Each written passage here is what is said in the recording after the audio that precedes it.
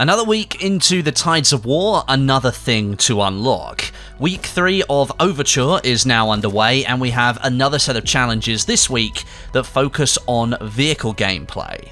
And we need to complete them in order to get access to the Selbstlader 1906, a rifle that Battlefield 1 players might recognise. But is this rifle any good in this game? And will it become a weapon that you'll use a lot? Let's find out.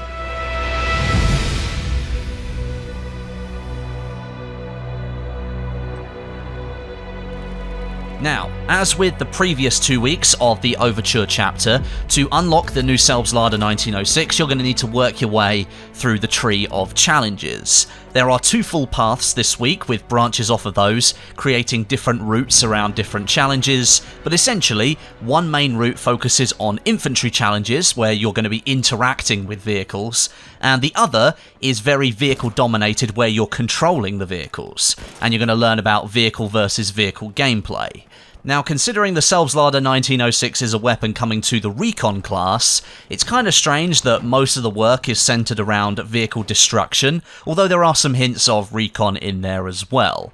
This week, DICE has also increased the number of challenges that you need to complete from 5 to 6, and that's for every single branch of the tree, so that's a slight increase in difficulty, or at least length of time needed to unlock the new weapon, but it kind of fits in with my statement during week 1, where I thought the ease of unlocking the VGO might simply be DICE's way of making sure everyone understands the system and how it's going to work moving forwards.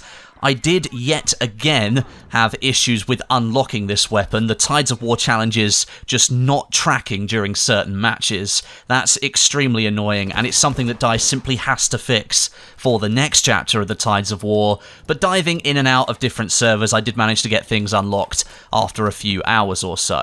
If you're unsure if assignment tracking is actually working, if you hit the pause button and check the top right-hand corner of the screen, above all of the other challenges, you should see Tides of War challenges. If they're not up there in that space, then it's not tracking properly, so you can quit the server and join a new one, or finish the round and then leave after that.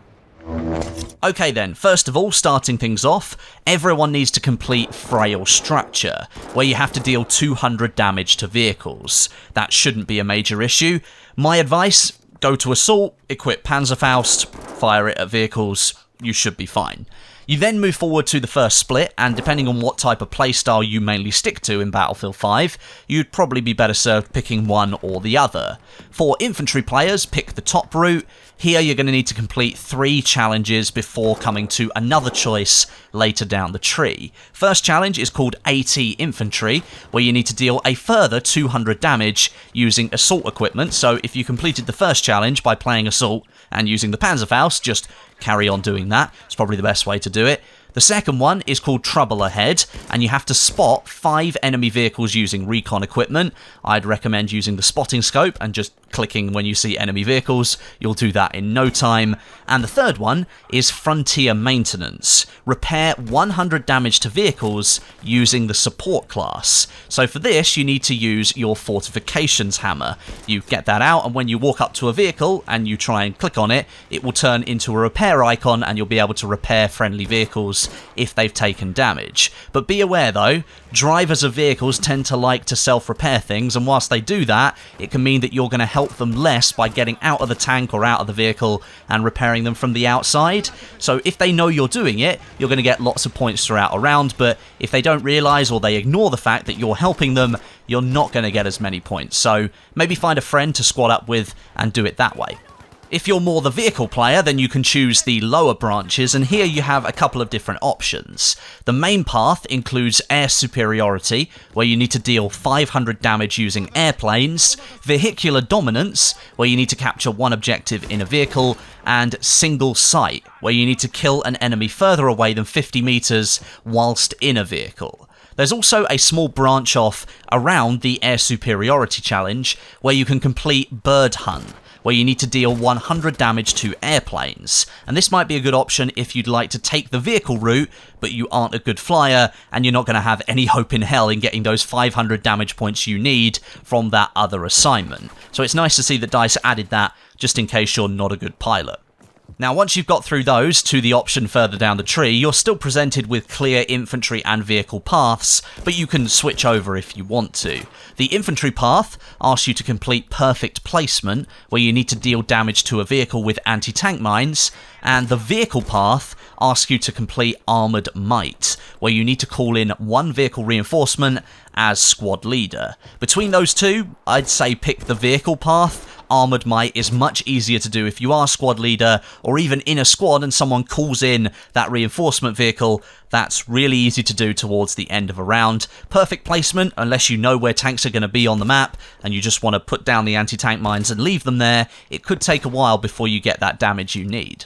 And lastly, everyone will need to complete the Mechanized Brawl challenge, where you just need to destroy a vehicle. And again, that could take a while depending on what map you're playing on. I did it on Panzerstorm, I used a Pact 40, and I took out a Tiger tank. So, for me, it didn't take that long. But after that, the Selbstlader 1906 is yours to use. So, once you've got your hands on it, will you actually like it? With it being a self-loading rifle, it sits within the recon class, and so I think that will set it apart as a weapon you will or will not use. But since I do like a bit of headshot hunting, this is a weapon I'll be adding to my arsenal. I really enjoyed using this weapon. It sits alongside the Model 8, the ZH-29 and the RSC rifles as options within the recon class to have a bit more adaptability. Rather than using a bolt action and having to wait longer to fire the next shot, you can do so much faster. But it's definitely trading blows with the ZH-29 as a heavier, more deliberate option in the recon class. In Battlefield 1, the 1906 being in the medic class was actually one of the most accurate weapons in the game, and it could fire off its rounds extremely fast.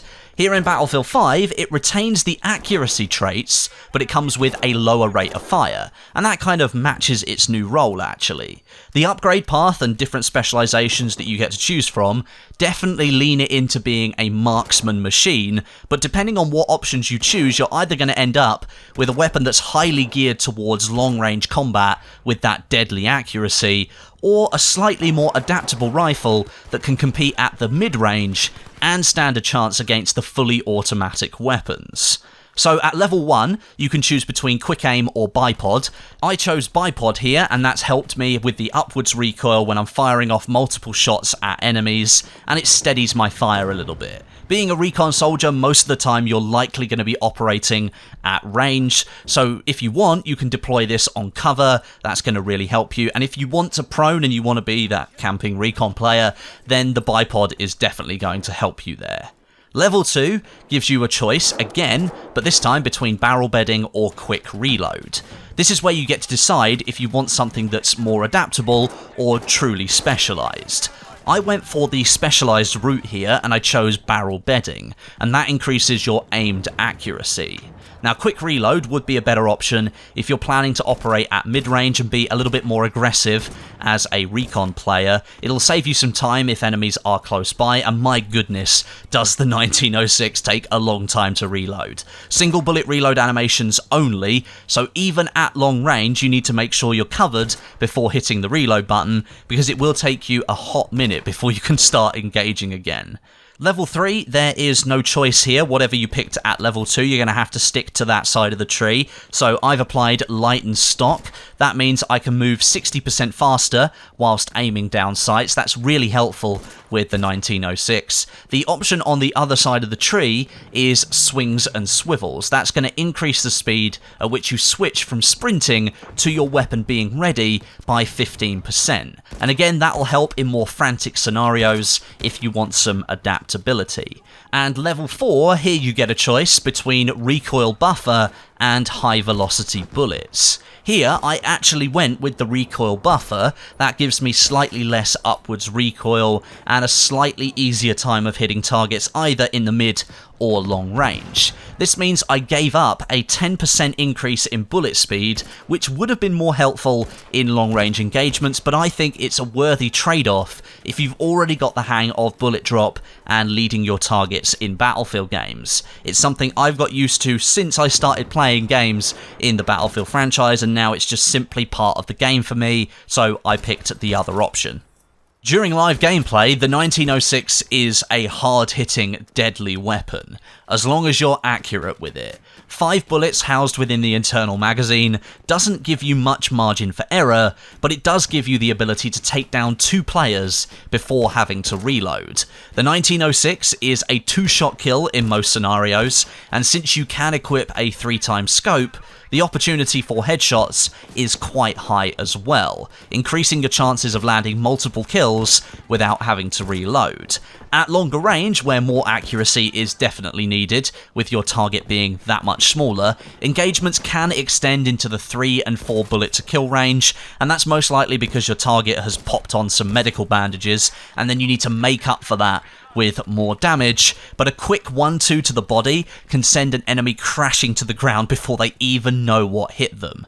It's extremely satisfying, and for players who perhaps aren't as comfortable using a bolt-action rifle, which are extremely unforgiving if you miss a shot, then something like this 1906 with a longer scope should allow you to get to grips with the recon class a little bit more. And if you've reached rank 13 in the Overture Chapter rank, then you get this nice birch weapon skin for the 1906 without needing to grind anything at all, which is a nice touch. Overall then, putting the time into unlocking this thing, just like the VGO in week 1, the Selbstlader 1906 is definitely worth it. It's a good weapon to add to your collection, it's extremely rewarding when you take down more than one enemy before having to reload, and it requires a little bit of patience, a little bit of practice to get that reward. Overall, it's a good weapon for Battlefield 5 players, in my opinion. Let me know if you've managed to get your hands on it, and maybe give your opinion on it down below in the comments section as well, and a big thank you for watching today. But until next time, my name is Westie, and I'll catch you guys in the next video.